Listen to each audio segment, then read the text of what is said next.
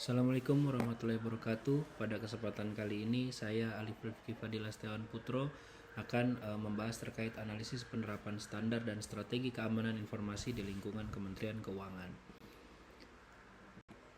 Yang pertama terkait latar belakang keamanan informasi. Jadi latar belakangnya diantara lain pelindungan aset informasi strategis.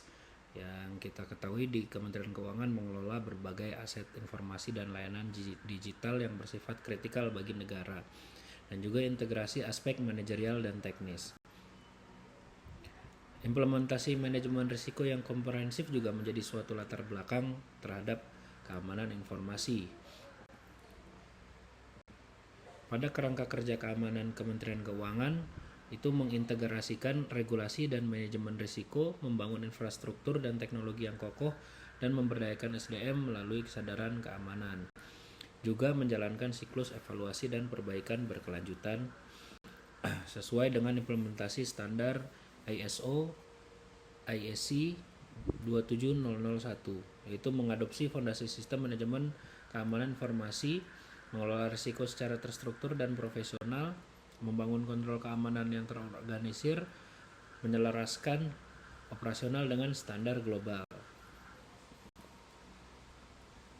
Lalu ada penerapan prinsip CIA Triad, yaitu menjamin aspek confidentiality, yaitu kerahasiaan, dan menjaga aspek integrity, yaitu keutuhan.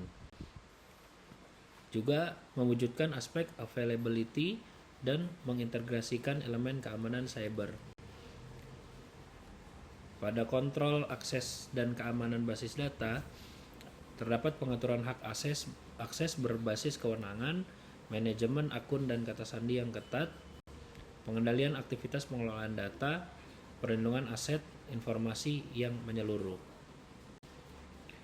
Pada infrastruktur dan respon insiden, lingkup pengamanan infrastrukturnya meliputi perlindungan data dan sistem aplikasi, pengamanan jaringan dan sistem penghubung, ketahanan data center, dan DRC. DRC adalah Disaster Recovery Center. Lalu pada Kemenkeu ada Kemenkeu CSIRT. Peran Kemenkeu CSIRT yaitu koordinasi dan resolusi insiden cyber, aktivitas keamanan proaktif, edukasi dan peningkatan kesadaran keamanan, pemodelan ancaman dan strategi pertahanan.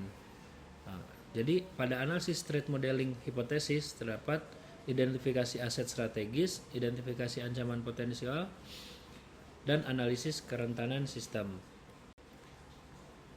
Pada penetapan kontrol keamanan juga diimplementasikan melibatkan penguatan autentikasi, kontrol akses berbasis peran, dan sebagainya.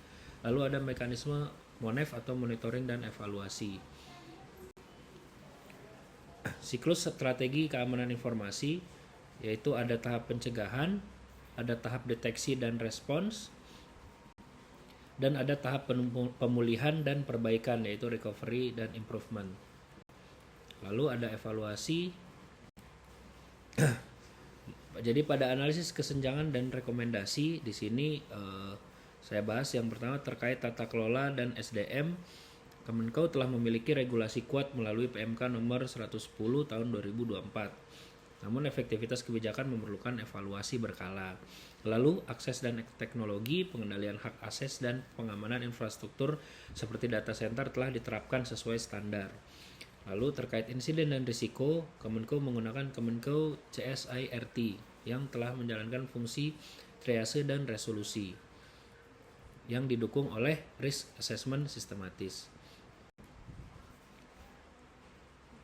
Pada integrasi standar keamanan informasi di Kementerian Keuangan merupakan sistem manajemen yang terpadu yang menyatukan regulasi nasional menggunakan standar ISO atau ISO IEC 27001 dan infrastruktur teknis serta penguatan respons dan mitigasi. Nah, jadi tanggung jawab kolektif organisasi juga merupakan keamanan informasi bukan sekedar tugas unit teknologi informasi, melainkan kewajiban seluruh elemen. Mungkin demikian yang bisa saya sampaikan. Atas perhatiannya mohon maaf apabila ada kekurangan. Wassalamualaikum warahmatullahi wabarakatuh.